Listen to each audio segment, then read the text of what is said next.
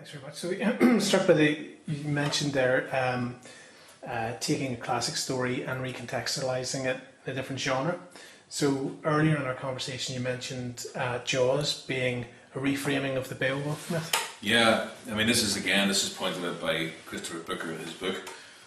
But the Icelandic saga Beowulf is a story about a village by a huge lake which is terrorized by a monster.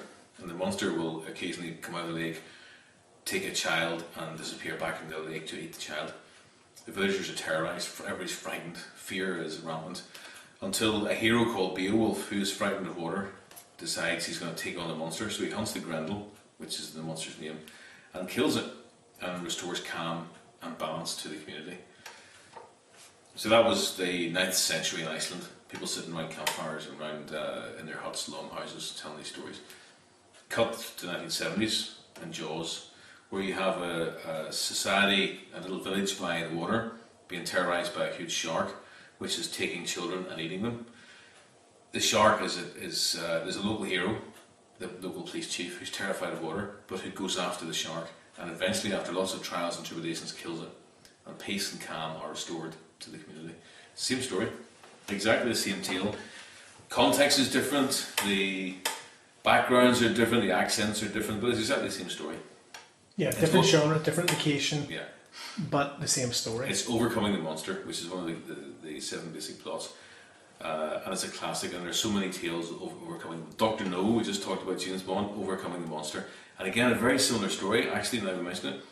You have a hero who travels over a long distance, goes through lots of tribulations and trials to confront the monster in his lair. The monster and him have a dialogue and they taunt each other. Then the hero takes on the monster and kills him. Dr. No. Which is a lovely introduction to the hero's journey and Joseph Campbell. Yeah. Give us the most basic 101 primer on that.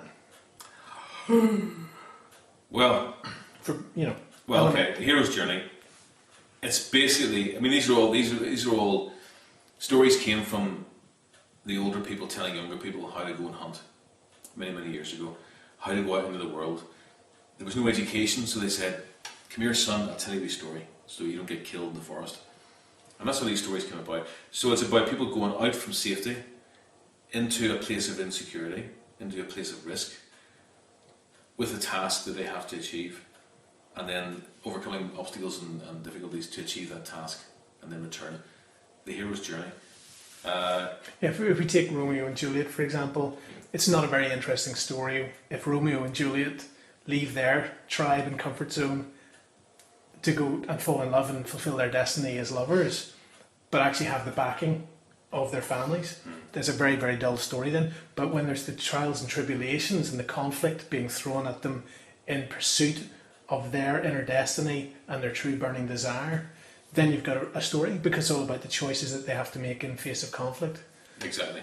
And it's the difference between our daily lives nowadays in civilization and the daily life that people led 2,000 years ago, where you didn't know what was going to happen, what was around the corner.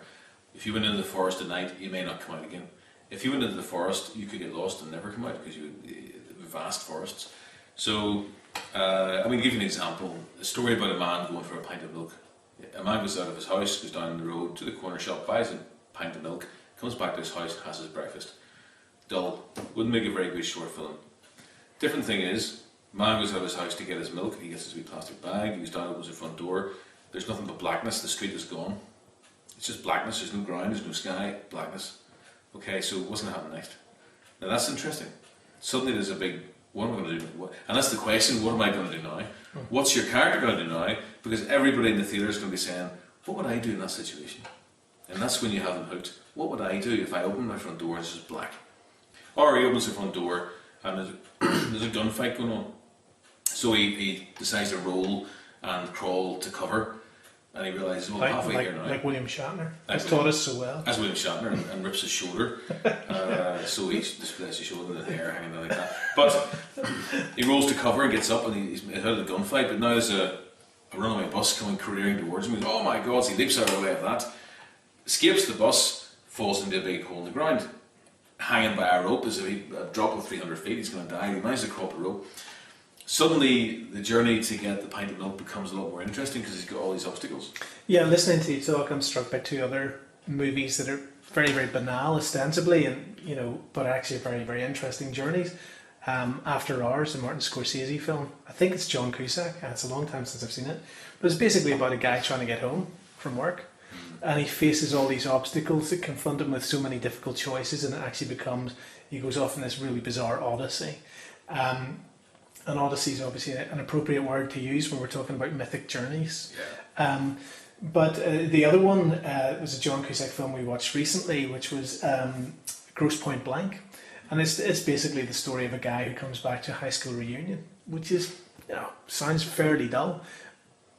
But when you take into account then, it's an opportunity for him to reflect on how difficult his life has become, and when he has to face these choices now as a CIA hitman, coming back to meet the girl that he abandoned on prom night, and the life that he ran away from. How does he reconcile who he's become with who he was?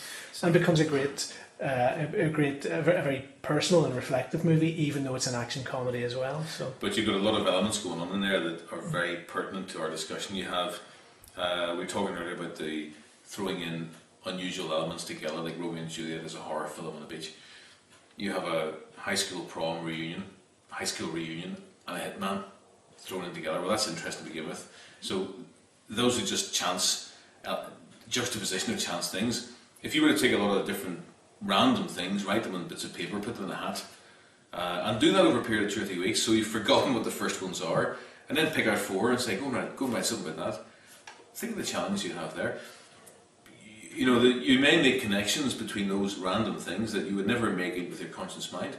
Try and throw in the random, and you may produce something that's interesting. I don't know how the writer came up with the idea, but high school reunion and a hitman, that'd be good. But somehow they did. And we create by making connections. We remember by making connections in our mind. The synapses of the brain fire, connect memories to memories. If you can remember one thing about your primary school, then you'll remember something else. For me, I remember the tuck shop and the smell of the crisps they used to sell in the tuck shop. Once I remember that, I can remember the corridor. When I can remember the corridor, I can remember the school bell. Then I can remember the playground and the smell of wet tarmac in the playground when it rained, as it always did in my childhood. So it's interesting that those are not narratives; they're sensory impressions. Yeah, well, they bring me back. It's very interesting. It's a sound or a smell or a sight that actually is particularly evocative, and then sparks association. Because here's the other thing that a writer has to do. A writer has to imagine very, very clearly and very accurately. You have to be able to see in your mind what's going on, whether it's a book or a screenplay. When I'm writing screenplays, I'm imagining a movie screen in my head, and I'm watching my story on that screen. And because it's my screen, I can change it around whatever way I want. I can make it night, I can make it day, I can make it in the desert, but I watch it and see it take place. And I visualize it. So it's good to practice visualization. Daydreaming, it's good to daydream. Daydream about yourself. Visualize yourself doing things. Visualize yourself playing, lead guitar in a rock band. Visualize yourself piloting the next space shuttle. Just visualize those things and think about what it would be like to do it. And then think of smells. I think it's very useful because a smell, you're piloting the space shuttle, what's it going to smell like? Is it going to smell of plastic and warmer electronics? Is it going to smell of urine because it's scary? Is it going to smell of oxygen? What's it going to smell like? And these things the smells especially ground you in a situation when you're imagining it. And I always find that helps. If you can think of one thing that place or situation might smell like, then you'll get the reality of that place instantly, and it becomes real. And then once it's real in your mind, the script that you're writing becomes real as well.